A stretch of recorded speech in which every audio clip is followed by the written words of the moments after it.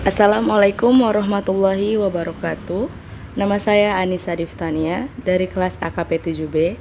Di sini saya akan menjelaskan mengenai bab 8 yaitu pengendalian internal. Nah, sebelumnya saya akan memberitahu teman-teman sekalian apa itu pengendalian internal.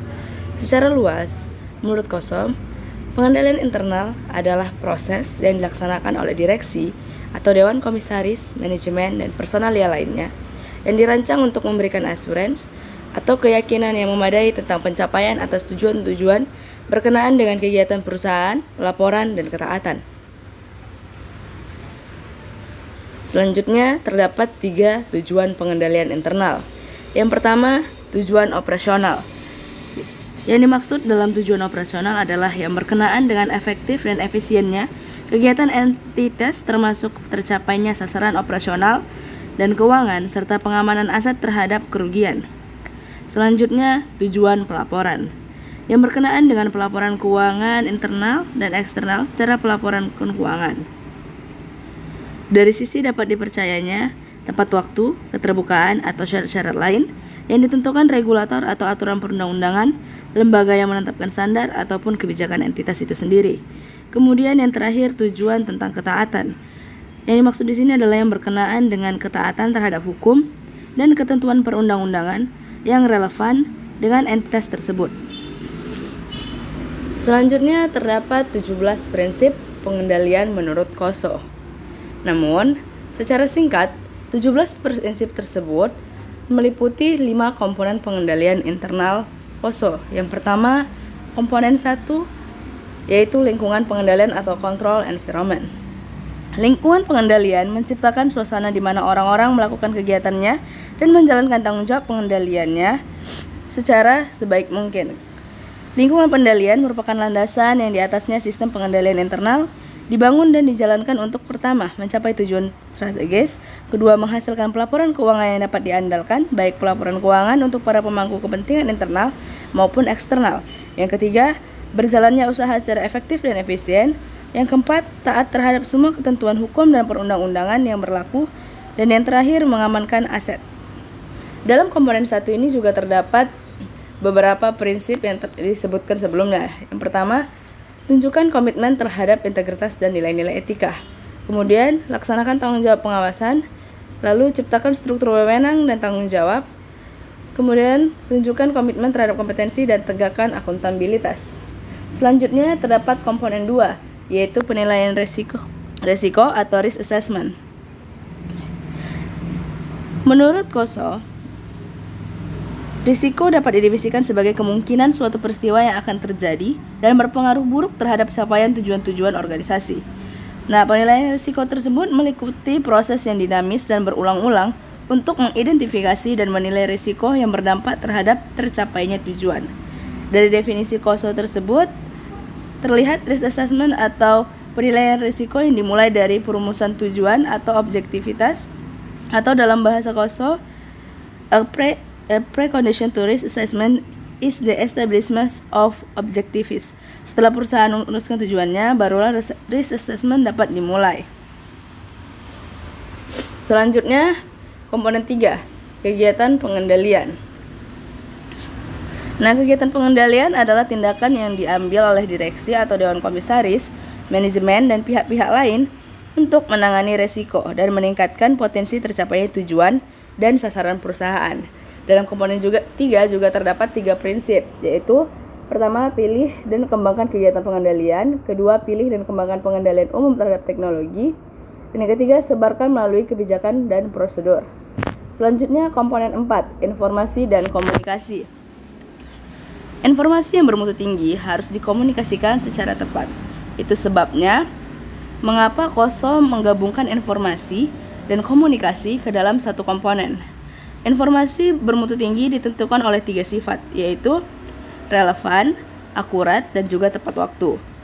Informasi ini harus diterima oleh orang-orang yang ditentukan di mana saja dalam struktur organisasi. Komunikasi bukan saja dengan pihak-pihak yang dalam organisasi, tetapi juga pada pihak-pihak luar seperti pelanggan, pemasok barang atau supplier, auditor eksternal, regulator, kementerian, dan lain-lain.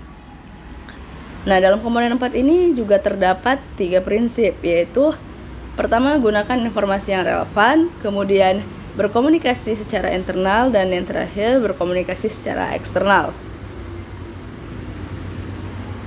Selanjutnya komponen 5, yaitu kegiatan pemantauan atau monitoring activities.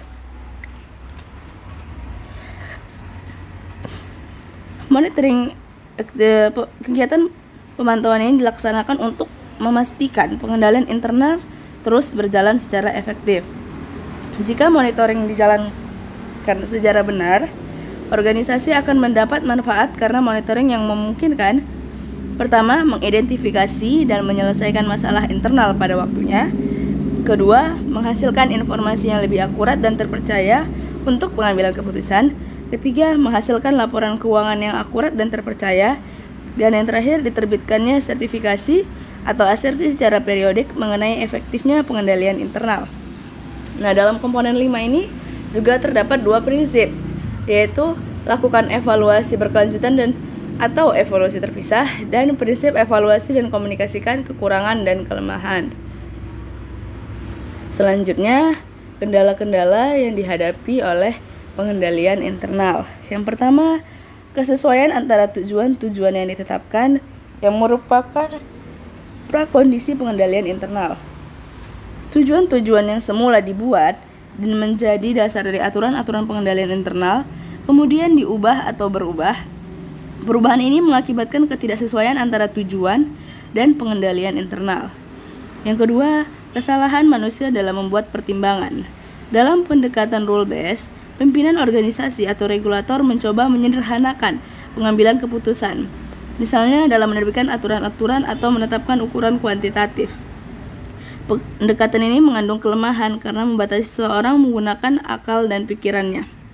Yang ketiga, kesalahan. Misalnya kesalahan pembukuan bisa terjadi karena kesalahan manusia atau human failures. Kesalahan ini sering terjadi karena rutinitas, kejenuhan, atau tidak konsentrasi.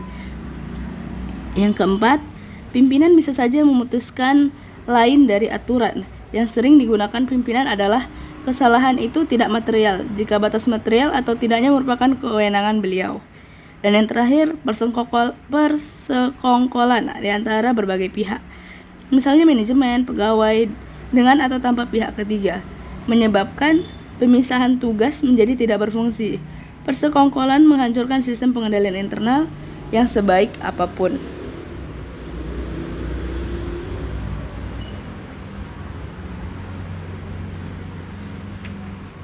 Selanjutnya ada inherent risk, controllable risk, dan residual risk. Inherent risk adalah gabungan antara faktor-faktor risiko di dalam dan di luar organisasi dalam keadaan yang murni, belum dikendalikan, atau risiko kotor dengan asumsi belum ada pengendalian internal. Kemudian controllable risk, bagian dari inherent risk yang dapat ditekan atau dikurangi manajemen melalui kegiatan sehari-hari dan kegiatan manajemen. Dan yang terakhir, residual risk, bagian dari inherent risk yang ada sesudah manajemen melakukan tanggapan-tanggapan atas risiko. Residual risk ini kadang-kadang dinamai risiko bersih. Sekian yang dapat saya sampaikan, kurang lebihnya saya mohon maaf. Assalamualaikum warahmatullahi wabarakatuh.